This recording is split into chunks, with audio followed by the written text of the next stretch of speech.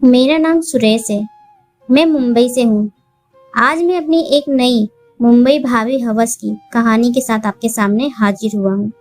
मेरे पड़ोस में हमारे ही कुटुंब के एक भैया रहते हैं। उनका नाम अजय है। अजय भैया अपने माता पिता की इकलौती संतान है। वे औरंगाबाद स्टील प्लांट में जॉब करते हैं। वे शनिवार को मुंबई आते हैं और रविवार की रात की ट्रेन से वापस चले जाते हैं। जॉब मिलते ही उनके पिताजी ने उनके लिए लड़की ढूंढना शुरू कर दी थी। जल्दी ही भैया की शादी एक बहुत सुंदर लड़की के साथ हो गई थी। लड़की बहुत ही सुंदर थी। सभी घर वालों को पसंद थी। मेरे भैया को भी पसंद थी। यहाँ तक कि मुझे भी वो लड़की बहुत पसंद थी। हमारे परिवार से उनके परिवार के रिश्ते बहुत घनिष्ठ थे। जब अजय भैया की शादी हुई तब मैं अजय भैया से बहुत डरता था, क्योंकि उस स्कूल में पढ़ाई के दौरान वो पढ़ाई में कमजोर होने के कारण मुझे बहुत मारते थे। खैर, अब बात बदल चुकी थी। अब मैं बड़ा हो गया था और पढ़ने में भी काफी होशियार हो गया था। उनकी बीवी का नाम सुरभि है और वो बहुत सुंदर है, गुड लुकिंग, एकदम गोरी सी। भाभी की जवानी की बात तो पूछो ही मत। मैंने कॉलेज में बहुत लड़कियों की सुंदरता देखी है। हमारे कॉलेज में बहुत सुंदर सुंदर लड़कियां थी, लेकिन भाभी जितनी नहीं। सच में भाभी की जैसी सुंदरता मैंने आज तक नहीं देखी थी। एकदम गुलाबी होंठ, लंबे बाल, पतली कमर, वो देखने में एकदम कयामत लगती थी। कोई उनको एक बार देख ले तो अपने होश खो बैठे। मैं अधिकतर भाभी के घर आया जाया करता था। उनके घर में अधिकतर समय कोई नहीं रहने के कारण भाभी मुझे हर वक्त बुला लेती थी। हमारे बीच बहुत मस्ती होती रहती थी और मेरे उनके साथ बहुत अच्छा रिश्ता भी बन गया था। मैं तो सिर्फ भाभी की जवानी को देखने के लिए ही जाता था। शुरू शुरू में वो मेकअप में रहती थी। भैया 4 महीने रहने के बाद पुणे वापस चले गए और मुझसे कह गए कि अगर बाजार से कोई सामान की जरूरत पड़ी तो अपनी भाभी को लाकर दे देना। एक दिन मैं और सुरभि भाभी और चाची तीनों सोफे पर बैठकर टीवी देख रहे थे। कुछ देर बाद चाची उठकर हमारे घर चली गई। वो मेरी माँ के पास गई थी। चाची को मेरी मम्मी से कुछ काम था, इसलिए वो वहां चली गई थी। मैंने भाभी से कहा, प्लीज भाभी चाय बना लो। वो बनाकर लाई और हम दोनों टीवी देखने लगे। उस वक्त टीवी में रोमांटिक फिल्म आ रही थी। मेरा ध्यान भाभी के ऊपर ही लगा था। अचानक भाभी बोली, सुरेश, एक बात पूछना है, सही सही जवाब दोगे? उनके अचानक से पूछने से मैं चौंक गया और घबराने लगा कि क्या भाभी को देखने वाली बात मालूम हो गई है। यदि हाँ तो भैया को न बता दे। मैंने डर के मारे दबी हुई जुबान से कहा, जी आप पूछिए, मैं सही जवाब दूंगा। इतना कहने में ही मेरा पसीना छूटने लगा था। भाभी मेरे माथे से चुहचुहाते पसीनों को देखकर बोली, क्या हुआ, तुम्हारा पसीना क्यों निकल रहा है? मैंने झूठ बोल दिया, गर्म चाय पी ली है ना, इसीलिए। आप पूछिए ना भाभी, क्या पूछना चाहती हैं? भाभी ने पूछा, तुम्हारी कोई जीएफ है या नहीं? मैंने शर्माते हुए कहा, क्या भाभी, मुझे कौन सी जीएफ मिलेगी, मैं तो वैसे ही बहुत शर्मीला टाइप का हूँ। भाभी ने कहा, क्यों, शर्मीला लड़का अपनी जीएफ नहीं बनाता? छोड़ो ना भाभी, यह लव आदि ये सब मेरे बस की बात नहीं है।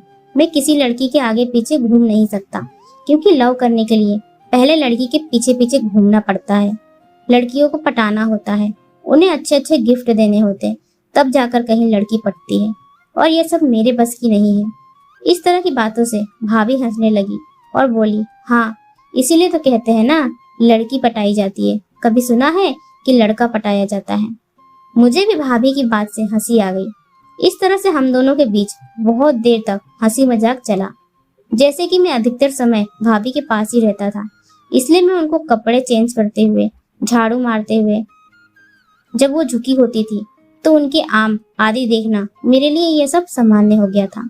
मैंने बहुत बार प्रयास किया कि भाभी को आई लव यू बोल दूं, लेकिन हर बार अजय भैया के डर के कारण मैं उनसे ऐसा बोल ही नहीं पाता था। भाभी भी कभी कभी मुझे अपने आप को देखते हुए देख लेती थी, क्योंकि मैं जानबूझकर उन्हें अपने आप को देखने का मौका देता था।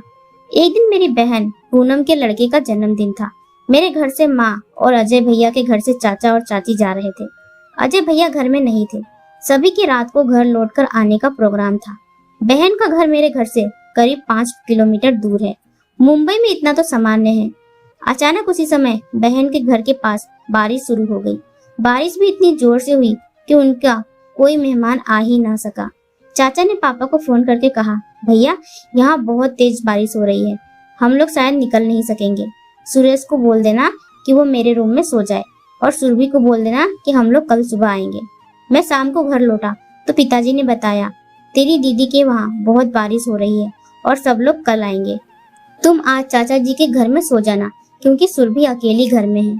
ये सुनकर तो मैं खुशी से पागल हो गया, लेकिन मुझे ये दुख हुआ कि क्या मैं उनको रात में आई लव यू बोल पाऊंगा।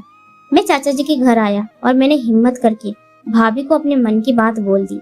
भाभी बोली, मैं तुम्हारे मन की बात पहले से ही जानती हूँ। उनकी यह बात सुनकर मुझे समझ आया कि वो बहुत खुश लग रही थी। मैं ज्यादा ध्यान न देते हुए चाय बनाने के लिए किचन में चला गया। भाभी ने एक झीने से कपड़े का ब्लाउज और पिंक कलर की साड़ी पहनी हुई थी। क्या बताऊं दोस्तों, मैं तो उनकी उठान को दिखता रह गया। शायद उनको पता चल गया था। वो बोली, क्या देख रहे हो सुरेश? मैंने कहा, कुछ नहीं भाभी, बस सोच रहा था कि क्या हाल होगा जब ऐसा होगा। उन्होंने कहा, क्या मतलब? मैंने कहा, जब इतना इंतजाम करने के बाद अगर सब कुछ बिगड़ जाए तो कैसा लगेगा। वो बोली, तुम दीदी के यहाँ की बात कर रहे हो ना? मैंने कहा, हाँ। फिर चाय खत्म करने के बाद मैंने भाभी से कहा, भाभी मैं जरा विवेक की दुकान से होकर आता हूँ। वो बोली, मैं जानती हूँ कि तुम उधर क्यों जाते हो, भांग खाने को ना? मैंने कहा, नहीं भाभी, बस थोड़ा टाइम पास करके आता हूँ। पर भाभी सही थी, मैं असल में भांग खाने ही जा रहा था। भाभी बोली, अच्छा जल्दी आना, अगर पावर कट हो जाएगा तो मुझे अंधेरे में बहुत डर लगेगा।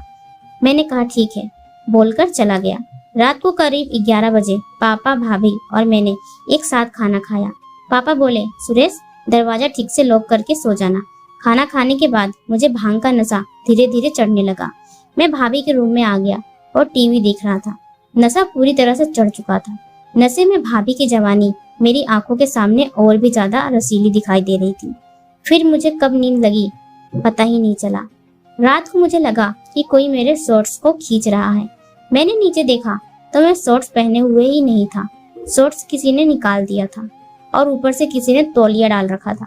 मैं समझ गया था कि मेरे साथ क्या हुआ है, पर यह समझ में नहीं आ रहा था कि यह कैसे हुआ। भाभी ने मेरे ऊपर तौलिया डाल दिया था और ढक दिया था। मैंने जानबूझकर सोने का नाटक किया। जब भाभी को पूरा यकीन हो गया कि मैं भांग खाकर सोया हूँ, अब वह भी टीवी ऑफ करके मेरे पास आके सो गई। मुझे अब और नींद नहीं आ रही थी। मैंने जानबूझकर भाभी की कमर के ऊपर ऐसे हाथ रख दिया जैसे उनको यकीन हो जाए कि मैंने यह नींद में किया है। भाभी वैसे ही सोती रही। उनकी चुप्पी से मेरा साहस और थोड़ा बढ़ गया। मैंने एकदम से उनको कस के पकड़ लिया और वो भी मेरी तरफ मुड़कर सोने लगी। इस वक्त मेरा चेहरा और उनका चेहरा एक दूसरे की तरफ था। मैंने अपना एक हाथ उनको टच करके रख दिया। वो थोड़ा हिल गई और सोने लगी। मैं क्या करूं, मुझे कुछ समझ में नहीं आ रहा था। उनके शरीर को छूने में डर लग रहा था। मैंने सोचा कि अगर उनको मेरी हरकत अच्छी नहीं लगी तो शायद वो भैया को बोल देंगी, परंतु उनकी तरफ से कोई विरोध नहीं हुआ। अब मेरा मन नहीं माना तो मैंने धीरे धीरे फिर से उनके हाथों को दबाना शुरू कर दिया। वे कुछ नहीं बोल रही थी, बस जोर जोर से सांसें ले रही थी। उनकी दशा देखकर मैंने उनका बटन खोलना शुरू कर दिया और पूरे बटन खोल दिए। नाइट लैंप की लाल रोशनी में उनके आम देखता रहा। कुछ मिनट के बाद भाभी बोली, सुरेश क्या देख रहे हो? मेरा तो पूरा नशा जैसे उतर ही गया। मैं शर्माते हुए बोला, भाभी आपके बहुत सुंदर हैं। वो बोली, क्या? मैंने बोला, आपके वो। ये बोलते ही मैंने उनको अपने मुंह में ले लिया और चूसना शुरू कर दिया। भाभी जोर जोर से सांसें ले रही थी और आवाज कर रही थी। अब मैं बिंदास अपनी सुरभि भाभी के साथ खेल रहा था। काफी देर तक मैं ऐसा करता रहा क्योंकि मुझे उनके साथ खेल खेलने में बहुत अच्छा लग रहा था।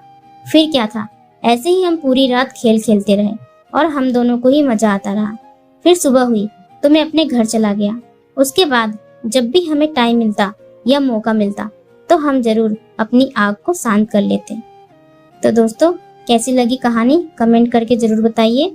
अच्छी लगी हो तो वीडियो को लाइक करें, चैनल को सब्सक्राइब करें। धन्यवाद।